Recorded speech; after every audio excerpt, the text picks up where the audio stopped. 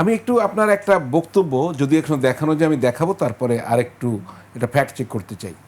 আপনি মব ভায়োলেন্সের কারণে বিচারপতিরা এখনো স্বাধীনভাবে জামিন দিতে পারেন না। ভিডিওটা যখনই আসতে পারবে আমরা দেখব, দেখার পরে আমার প্রশ্ন আছে আপনার কাছে। জি, দোষ দেই, বিচারক কিভাবে শুনবেন? তার ঘাড়ের উপরে কয়টা মাথা, মব বাইরে অপেক্ষা করছে।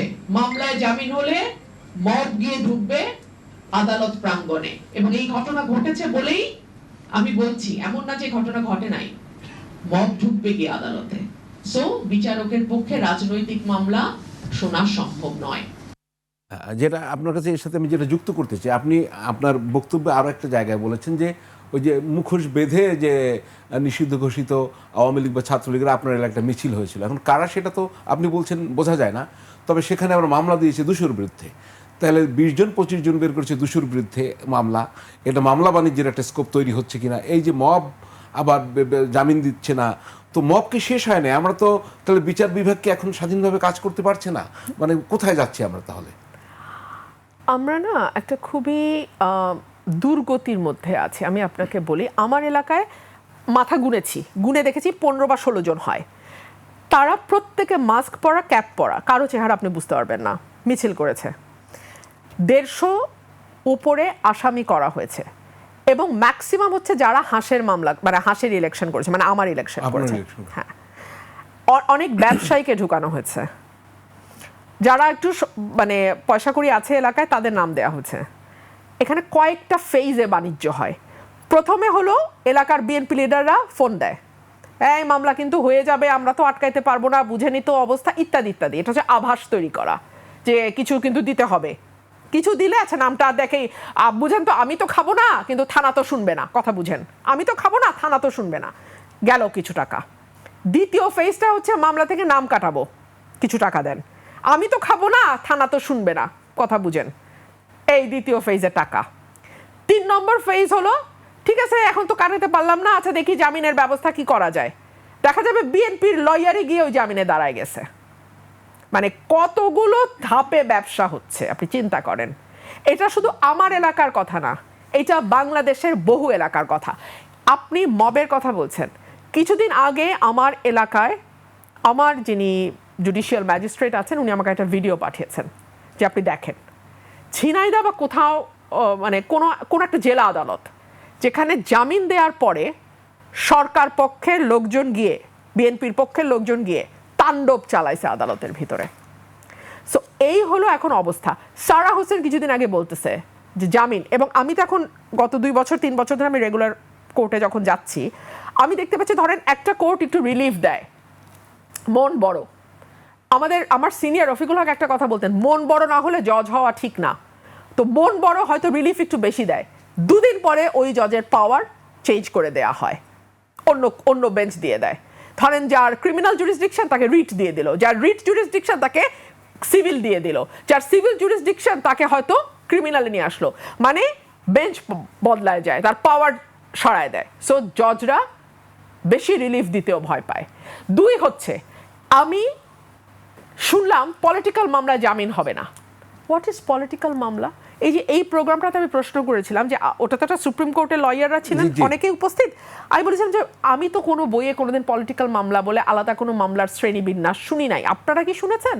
সমস্যাটা সবাই বলেছেন আমরা কেউ শুনি নাই।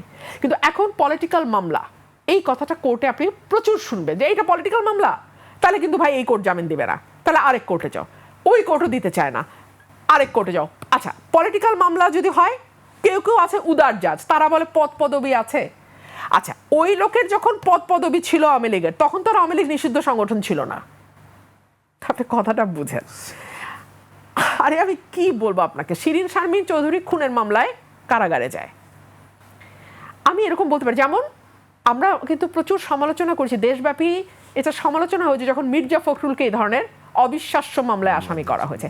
সো একই ঘটনা যখন আবার রিপিট হয়, তখন তো আমার মতো আপনার মতো বা আরেকজনের মতো যারা কোনো দলের পদে নাই, তাদের মনে তো প্রশ্ন আসে যে তাহলে আওয়ামী লীগের কি সমস্যা ছিল, একই ঘটনা যদি এখন আবার হয়।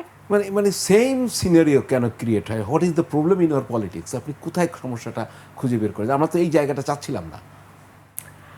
আমার কাছে সবসময় মনে হয় যে এখন যেই সময়টা আমরা পার করছি সেটা হচ্ছে ইনকম্পিটেন্ট আওয়ামী লীগের সময়।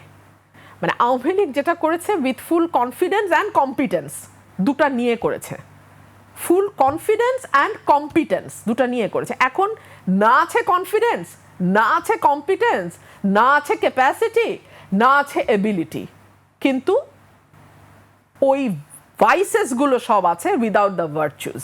পাটোয়ারিকে ঝিনাইদহে তো মামলা আপনি জানেন তো হামলা হয়েছে, এবং সে বোধহয় মামলা পরে করতে পারছে কিনা জানি, শুধু মামলাও করতে কিন্তু তাদের অনেক সময় নিতে হচ্ছিল। না, আপনি বিএনপি না করলে তখন মামলা টামলা করতে পারবেন নাসিরুদ্দিন না। পাটোয়ারির এত কথা সোজা বলছি, নাকি জি। মামলা করা থানায় গিয়ে?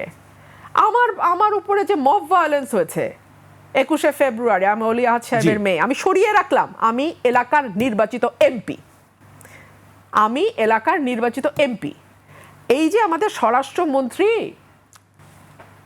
পৃথিবীর সকল বিষয়ে জ্ঞান রাখেন, ওনার কি উচিত ছিল না যে 21শে ফেব্রুয়ারির পরে 22শে ফেব্রুয়ারিতেই থানায় মানে খবর নিয়ে একটা ব্যবস্থা করা? শুনেন, আমি আপনাকে বলি, আপনি যখন চেরি পিকিং করবেন জাস্টিস করার সময়, রামি স্যার বাসায় যাবেন, শার্ট ইন করবেন না, এলোমেলো বেশে যাবেন, আপনি কিন্তু ওই ভুয়া শুনে ধাওয়া খাবেন। কারণ মানুষ কিন্তু এগুলো খায় না। আপনি মনে করেন মানুষ খায়, এটা কিন্তু 91 সাল না, এটা 2001 সাল না, এটা 2026।